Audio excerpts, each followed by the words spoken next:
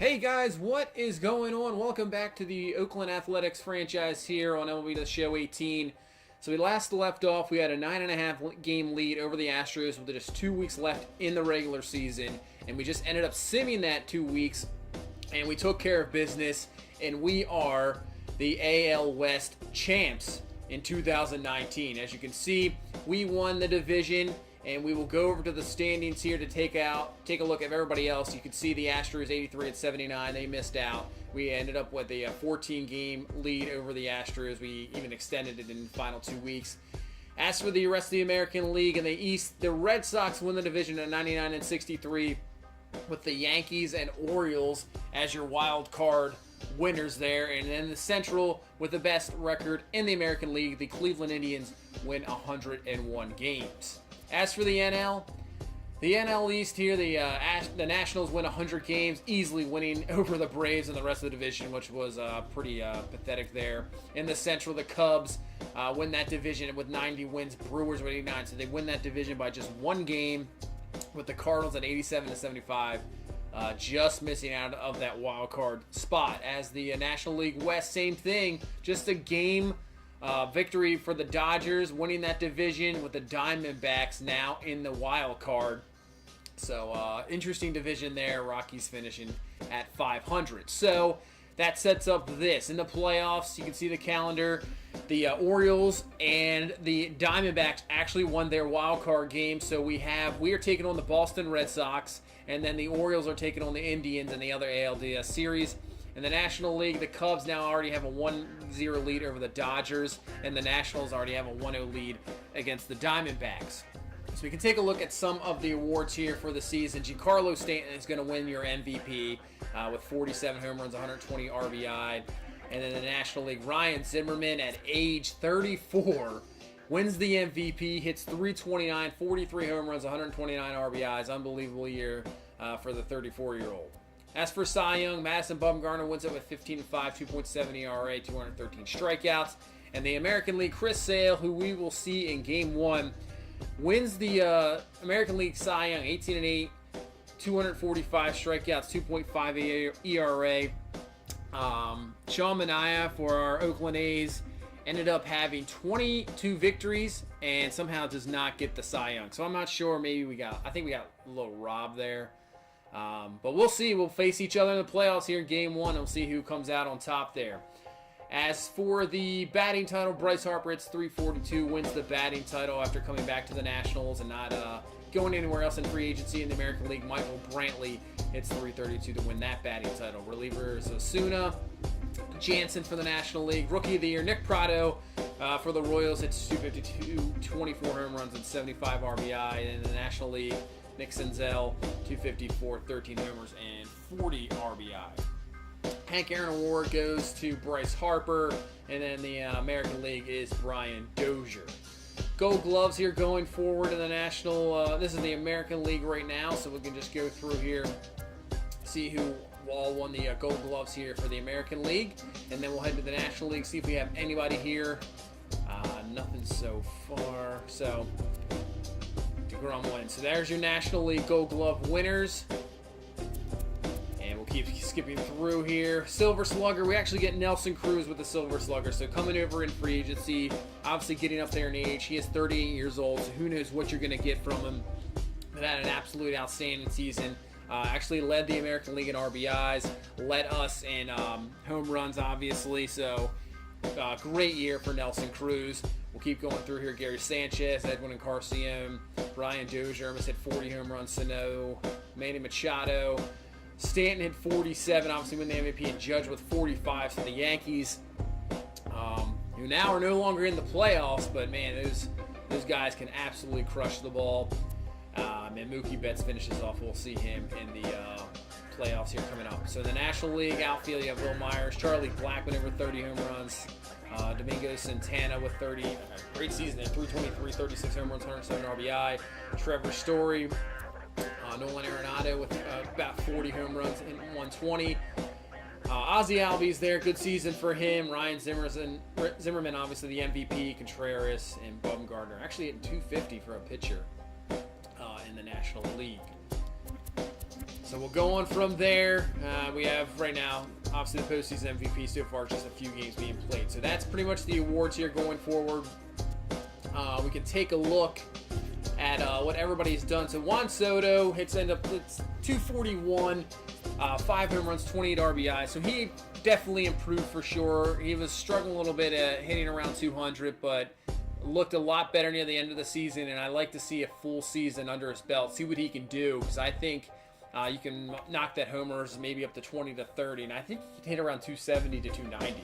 So maybe steal around 15 to 20 bases. So I think he's obviously only 20 years old, but he's the future of this team as center fielder. He can be an absolute beast.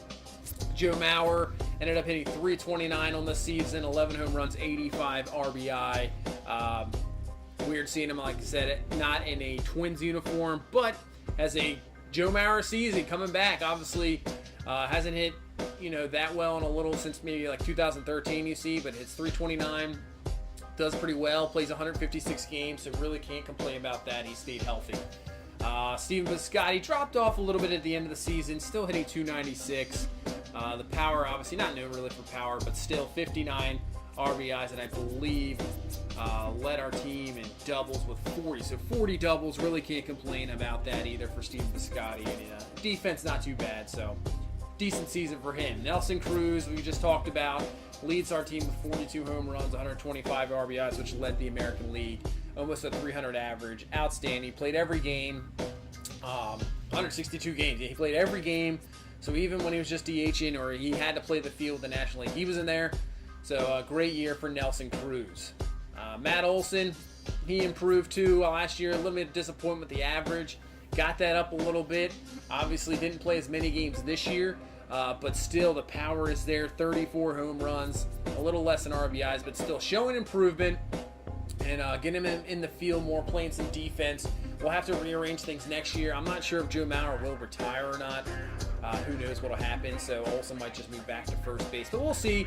That's something to think of going next year. Chapman, same thing. Last year, disappointment, only hitting 229. And this year hitting 243, ups the homers, ups the RBIs, and just 2 more games played than last year. So really can't complain about that. See the improvement there from Matt Chapman. He's only 25 years old, so only can get better from now. Kinsler obviously missed about the final month of the season. He had 274, 13 home runs, 59 RBIs, just 7 stolen bases. Obviously a little bit disappointing from last year. He had 334 for the Angels. We'll see what happens. Same thing with, he's another guy, 36 years old. Who knows? He may retire. I'm not sure if we'll bring him back. We have guys we probably want to bring up next year and give them a chance. So we'll see what happens there. Jorge Mateo, a little bit of a disappointment here. I thought, I gave him a chance. He played almost the full season, only hitting 219. 8 homers, not much of a power hitter, but the 24 stolen bases is good. His defense was okay, but hopefully next year he can improve that average. I'd like to see him at least hit 250 at least. I don't want to see him squandering down there in the 220s, 210s, nothing like that, because I don't think you're going to be playing much. I know he's only 23, but still, you want to see improvement going to next year. Catcher, Navarez, Murphy, Flowers, it was a disappointing year for the catcher, so it's something we'll have to look forward here next year in the offseason for sure. I did like Navarez, but I'm not sure if we can keep him as a starter. He might be a bench guy. We go to pitching stats and everything. Sean Manaea, like I said, 22-5. He has a 2.49 ERA, whip just over 1, and I know the strikeouts aren't the same as Sale, but we're 22 victories on a division-winning team. I don't know how you don't win the Cy Young. I think Manaea got a little bit robbed there. Chris Archer, 10-10, so I know wins, losses. Obviously not a stat a lot of people go for, and he could go around 8 innings pitched, allow 1 run, and end up with a loss. So, but still, a little bit disappointing. 10-10, ERA a little bit higher than I wanted to. Whip getting up there a little higher. He's not obviously no longer our ace. Manaea has definitely turned into that. So, but still, pretty formidable. Maybe number 2 or 3 pitcher. He is getting up there in age, at age 30. So maybe another guy down the stretch. Obviously playing this kind of style when we're gonna go as young as we can. Maybe we've found our ace in Manaea, and maybe we can move Archer in the offseason. So another thing to look at. Kendall Graveman, He had a great season, 12-9. I know it's not great, but 3.9 ERA. Can't really complain. Obviously, last year 7-16. So ERA goes up, but his wins go up. Strikeouts go up as well. So see the improvement there. I mean, he's 28. So we have guys, another guy, you know, not too bad, but we have guys in the minors, maybe, who knows what going forward. Blackburn, he had a great season, 14-4. He actually led the American League in ERA at 2.48 with just over 1. So this is the guy going forward that might end up turning into the number 2 starter on this team. Only 25 years old, there'll be potential, so he could go up for sure. And Mike Soroka coming up, you know, it's just a fill-in, and he ended up being not half bad. 7-6, 4.18 ERA, whip a little high, so we'll have to improve that. But he got better. He struggled a little bit when he first came up, but he got better as he kept going. He's only 21 years old, so I see hopefully nothing but good things for Mike Soroka going forward as maybe a number 3 or 4 starter here. We'll see. We'll see how he improves. Ryan Brucher is obviously going to lead for 45 saves. I believe he only had 5 blown saves here. Yeah, 5 blown saves. So that's not too bad. 45 up to 50. You really can't complain about that. ERA maybe a little high than you want, 3.83. But we get into the playoffs and he gets chances and he's effective. I mean, really can't complain about that. The rest of the bullpen, Colombe, 3.72 ERA. Petit with a 3.34 ERA. Mark Leiter, 3.1 ERA. So these guys in out of the bullpen.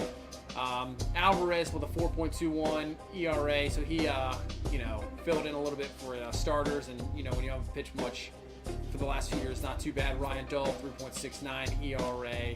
And then Jarrell Cotton actually really pretty good, 9-3, 3.05 ERA. Obviously could turn into a, you know, a starter if you really wanted to bring him in. I mean, he's only 27 as well, so a guy we can look forward to maybe, you know, filling in every once in a while and getting those spot starts. So that's pretty much the stats here going forward for this team. So really, we're going to have to now look forward to the playoffs. We have the Boston Red Sox. So Chris Sale, we're facing on the mound. Manaea, we're going to see who's the real Cy Young winner here in this game 1. So we're at Boston, and hopefully, who knows what's going to happen in this playoffs. We had a great year, and hopefully we continue it here and get through the Red Sox, get through the ALCS, and maybe move forward to getting this Oakland A's team back to the World Series where they haven't been in a very, very long time. So that's going to do it for this one. Thank you so much for watching. If you please leave a like, comment, subscribe. We will see you in the next one. Have a good one.